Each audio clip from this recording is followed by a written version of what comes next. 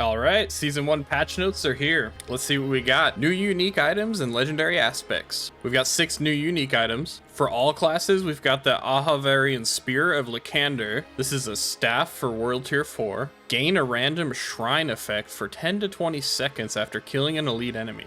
Can only occur once every 30 seconds. That is very interesting.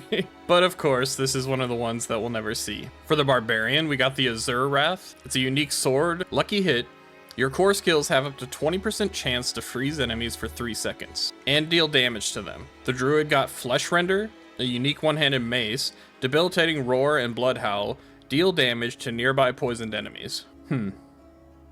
I don't really see how that will do anything. Necromancer got Lidless Wall. It's a unique shield. Lucky hit while you have an active Bone Storm. Hitting an enemy outside of the Bone Storm has up to blank chance to spawn an additional Bone Storm at their location. Each of your active sacrifice bonuses increases the chance by 25%, and the total number of additional Bone Storms you can have by +1. I don't know how good Bone Storm is, but that sounds pretty decent. The Rogue got Eagle Horn. It's a unique bow. Penetrating shot, has blank chance to fire an arrow that bounces off walls and scenery. Hitting enemies from behind with penetrating shot will make them vulnerable for 3 seconds. That actually sounds pretty cool. The Sorcerer got the Oculus. It's a unique wand. Gain the effect of the teleport enchantment for free.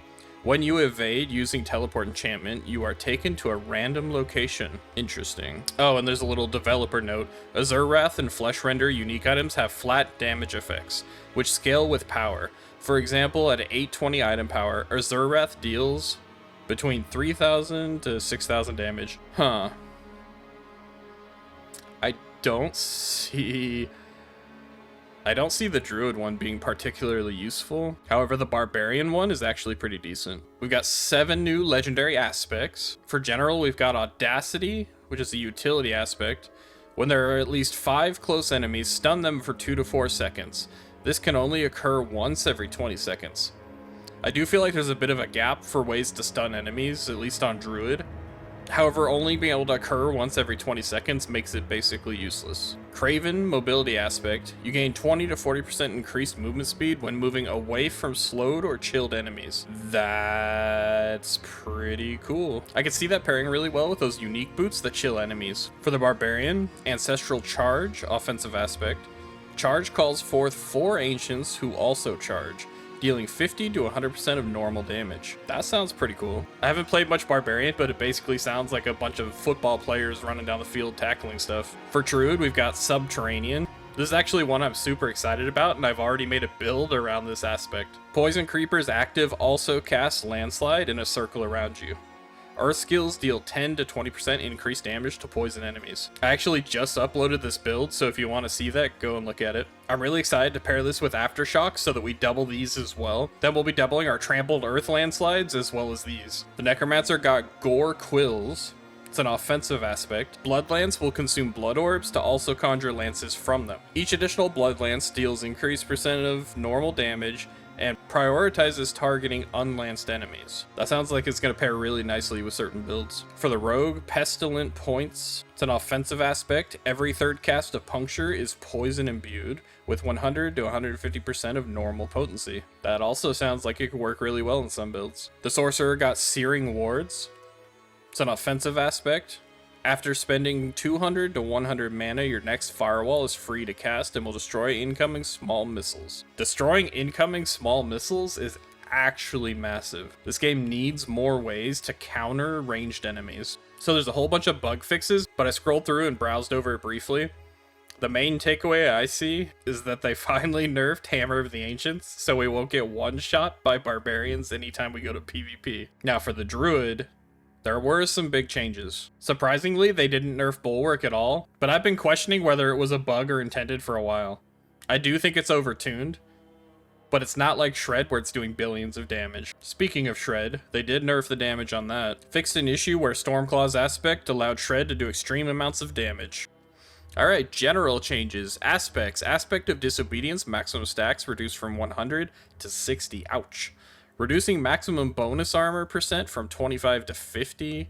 to 15 to 30. Dang, really messed up disobedience. Unfortunately, it's not nerfed enough for us to actually stop using it. Aspect of Retribution bonus damage to stunned reduced from 20 to 40 to 10 to 20. I can't think of many situations where that was actually relevant, but I'm assuming there was one broken build and they nerfed it because of that. Exploiter's aspect bonus damage to Unstoppable reduced from 20 to 50 to 20 to 40.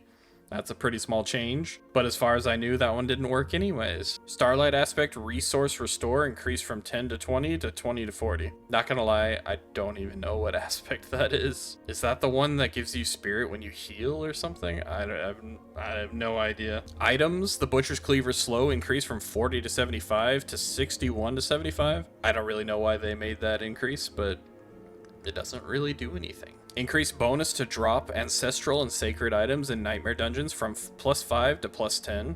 That's a pretty nice change. Remove 20% chance to drop an extra equipment item from elite monsters outside of nightmare dungeons and Helltide. Oh, wow. So that means that Helltides and nightmare dungeons are definitely the go-to place to farm now. Increase chance to drop an extra equipment from the elite monsters in nightmare dungeons and Helltides by 10%. They are really doubling down on those two. Nightmare Dungeons now have a 50% chance to drop a second legendary item upon completion. Nightmare Dungeons now give 3 rare items upon completion, up from 1. Okay, well, I was doing only Nightmare before. I'm definitely doing Nightmare now. Monsters. Increased monster HP scaling from 85 to 100 bonus per extra player in the party. Guys. I already don't like playing with people because you can't. Oh, God. Oh, God. Oh, God. I don't play with people because I hate the fact that all the monsters are twice as strong when I'm in a party. What are you doing, Blizzard? Miscellaneous. Adjusted the scaling of the Greed Shrine to improve its effectiveness throughout the game. Ooh, they might actually be scaling this to be useful to higher level players. World bosses now drop potions more often. Oh, yay. Oh, wow. Great. There's no longer a limit to how many materials you can refine into higher materials at once. Hey guys. I'm not gonna lie, I didn't know you could refine materials into higher materials.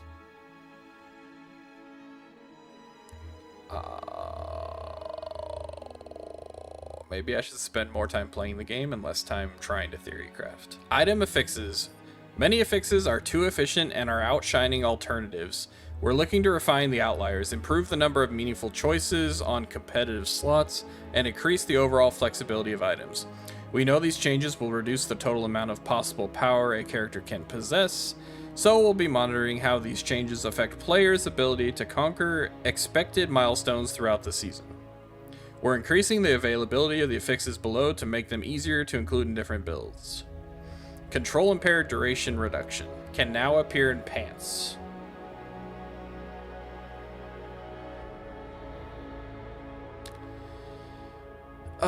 Guys. So, their solution to all of the CC in the game is to nerf our Unstoppable and make us take up useful stat slots for control impaired duration reduction. They want us to prioritize this.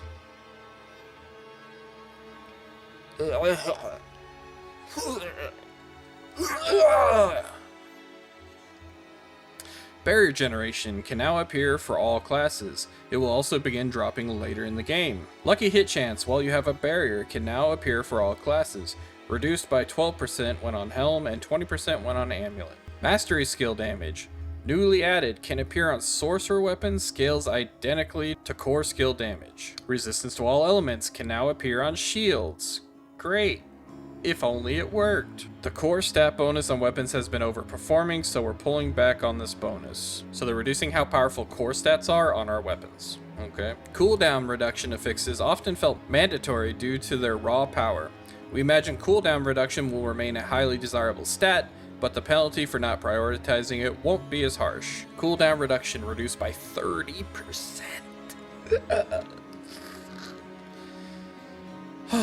Imbuement skill cooldown reduction reduced by 30%, and trap skill cooldown reduction reduced by 30%. We're seeing critical strike damage and vulnerable damage often viewed as hard requirements for a build's success in Diablo 4. We believe this is a step towards allowing more builds to flourish and will continue to make changes in support of this goal. Critical strike damage reduced by 17%, lightning critical strike damage reduced by 17%, critical strike damage with bone, earth, imbued, and werewolf skills reduced by 17%. Vulnerable damage reduced by 40%.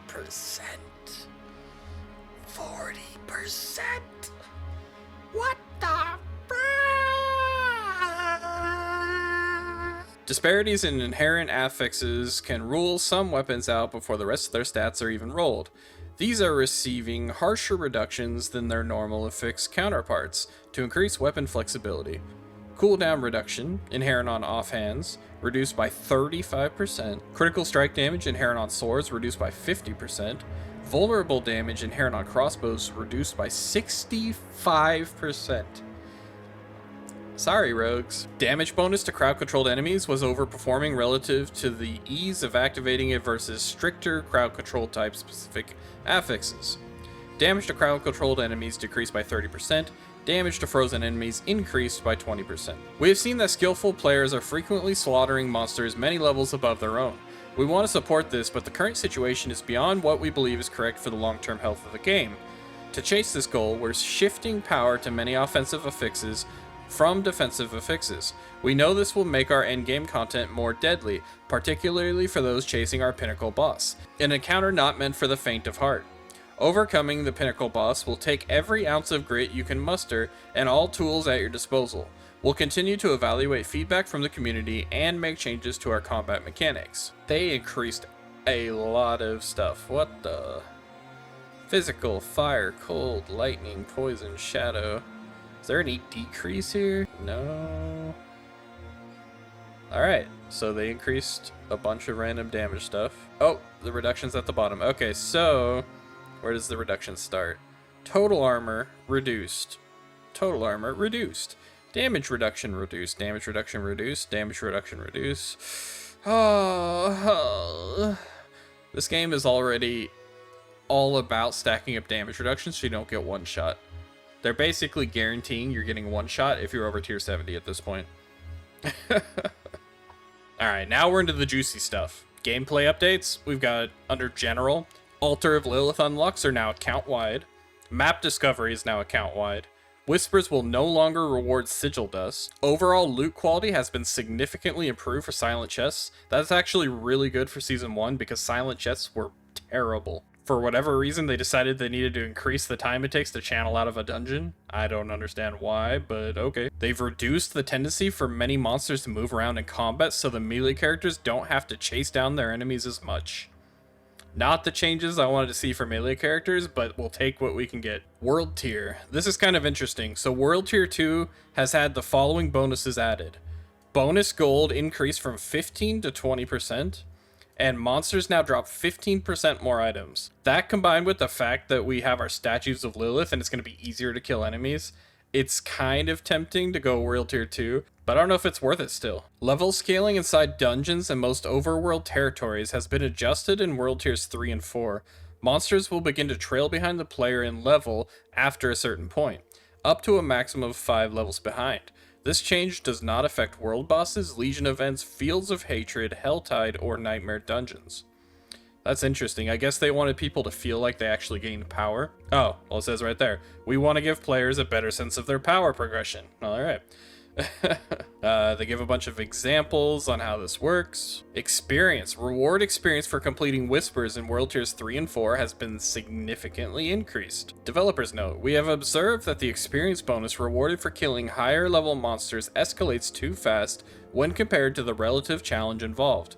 We still want to reward players for taking on this challenge by encouraging them to participate in the power leveling together instead of one player killing enemies while another member of the party waits at the dungeon's entrance. We're adjusting the bonus experience rewards for killing monsters that are higher level than the player. So it looks like we're only going to be getting extra experience if the enemies are significantly higher than us now. This is 15% for 10 levels or higher. That means you basically may as well not even fight monsters that are higher than you ever, unless you have someone carrying you. That's an interesting choice. We're also adjusting experience rewards for monster level offsets for higher world tiers. Oh, okay. So basically, no matter how high a monster is above you, it will only count as being 10 levels above you. That means that the maximum increased experience you can get is 15%. That almost completely nullifies power leveling. Good thing I'm going solo self-found. Helltides. We're looking to increase the danger in the Helltides risk-reward gameplay by making the monsters a bit more challenging and the tortured gift of mysteries harder to open. Helltide monsters are now 3 levels higher than the player instead of 2. The Tortured Gift of Mysteries chest has had its cost increased to 250. All interactable objects in Helltide zones now have a small chance of dropping aberrant cinders. Oh, that's kind of nice. I don't really mind that too much. It's just a little bit of a cost increase, and everyone's cost is increased, so it doesn't actually make that much of a difference for me. Balance updates. Whew, this is a big one. As our community continues to battle the burning hells, the builds emerging from new players have shocked and delighted us. We've chosen to focus Season of Malignance balance updates on clear itemization disparities over redesigns of class features. The class changes are largely focused on numeric increases to skill upgrades and legendary aspects that the players haven't yet found compelling. Additionally, we're changing critical strike damage Paragon glyphs to empower all damage, instead of only core skills, to enable more build strategies. Oh, that's really nice actually. There are also a few class stat decreases on sources which grant extreme amounts of damage, healing, or unstoppable. In general, we prefer build specific changes to be bonuses instead of decreases, but we feel these changes are necessary for the overall health of the game. Diablo 4 is a game that is continually evolving through its seasons, thus the adjustments we make will evolve with them. Alright, Barbarian. I don't know that much about Barbarian, so I'll let you guys pause here if you want to look at it further. And here's the bottom half. Alright, for Druid. Enhanced Claw attack speed bonus increased from 10% to 15%. So, buff to Stormclaw. A Storm Strike damage reduction reduced from 25% to 15%. Nerf to Stormclaw. Boulder damage increased from 33% to 46%. That actually opens up some interesting builds. Savage Trample Spirit gain increased from 20 to 40. That's pretty nice if you're using Trample in a build that actually uses Spirit. Prime Lacerate healing increased from 3% to 5%. Cataclysm lightning damage increased from 64% to 77%, and tornado damage from 19% to 23%. That's actually pretty nice. I'll most likely be using Cataclysm while I'm leveling up, and I might even use it in my actual build later in the difficulties. Supreme Cataclysm vulnerable duration increased from 2 to 3 seconds. Again, a buff to Cataclysm. Prime Cataclysm duration increased from 2 to 4 seconds. Again, a buff to Cataclysm. Prime Grizzly Rage now grants Unstoppable for 6 seconds instead of while active. Yeah, Grizzly Rage is not happening for me. If you're stuck in an ultimate where you can't use another ability that gives you Unstoppable, but your Unstoppable only lasts 6 seconds, that's a problem. Basically, if you use Grizzly Rage, you've got to use the aspect that gives you Unstoppable once every 20 seconds or whatever it is. Passives. Provocation threshold required for guaranteed overpower reduced from 35/30/25 to 24/20/16. That's pretty cool. I do wish there were more ways to access overpower on Druid. Spirit Boons. Masochistic now also requires a lucky hit chance of 75%. This is a massive nerf to Masochistic. It's still pretty good if you're using a lot of shapeshifting abilities, but I don't think you realize how much that's actually reducing the amount of times you're triggering it. Prickleskin Thorns increased from 0.1 to 0.15. I don't care. Iron Feather maximum life increased from 10% to 14%. That's actually pretty good. There were a few times I almost used this, and a couple times I did actually use this on builds. So for any max health builds, this one might be a good one to go to. Bolster Fortify increased from 10% to 15% of maximum life. That's actually really good. Correct me if I'm wrong, was it not base maximum life before? Maybe I'm just thinking of the other passes on the skill tree. But 15% of maximum life is really good for Fortify. Now if only they'd fix it so it works on something instead of injured builds. Overload damage increased from 0.2 to 0.25. I don't think Overload's a very good Spirit Boon. Spirit Glyphs bonus now affects all damage instead of just core skills. Hallelujah. It's been so many times where I wanted to use Spirit, but I couldn't because I was doing non-core skill builds. Aspects. Aspect of Calm Breeze lucky hit chance increased from 5 to 10 to 7 to 12. Nobody cares. Balanced aspect, maximum spirit increased from 30 to 50 to 60 to 80. I haven't really found a build where I felt like that aspect was necessary. Aspect of the Tempest damage bonus increased from 7 to 15% to 10 to 18%. Hurricane damage is so negligible it doesn't even matter. It's nice for trash mobs, but you don't even notice the damage half the time. Skinwalker's aspect healing increased. Again, pretty irrelevant. Symbiotic aspect cooldown reduction reduced from 4 to 8 to 3 to 5. This is a big nerf to symbiotic, but symbiotic is still one of the best aspects you can get. Aspect of the Stampede, no one cares. Shepherd's damage bonus increased, no one cares. A couple of minor buffs are not going to make companions relevant. Insatiable Fury Werebear's skill ranks increased from 2 to 3. Mad Wolf's Glee Werewolf skill ranks increased from 2 to 3. They already gave 3. They just changed the number to actually represent what they were giving. I don't know Necromancer, so I'm going to leave it here if you guys want to pause. And here's the second half. Same thing for Rogue. Here's the top half. And here's the bottom half. And finally, Sorcerer. Here's the top half. And here's the bottom half. And here's the bottom half. Looks like Sorcerer had a lot of changes. I'll leave each of these on the screen for a second in case you guys want to pause and read these in detail. But I'm probably not going to bother going through all the bug fixes. So here's Barbarian and Druid. Here's Necromancer and Rogue. And here's Sorcerer. Here's some general fixes. Some Helltide fixes. Item and aspect fixes. Monster fixes. Which I do actually want to mention. Says fixed an issue where clones of a monster with suppressor affix could also have the suppressor affix. I don't know if you guys ever ran into that issue, but it was really annoying. There's a whole buttload of quest and event fixes. And here's the bottom half of that one. A whole bunch of UI fixes, and some miscellaneous fixes. Alright, that's everything. I hope you guys enjoyed this. I'm probably gonna go cry for a little bit. This is rough. This is almost all nerfs. Well, you know, I thrive for this type of stuff. I like to theory craft. I like to find ways to make things strong when they're not. So I'll be dropping any knowledge I come across for you guys and trying to improve builds around the new meta. If you haven't already, join our community Discord and you can ask questions there. I'll see you guys in the next video.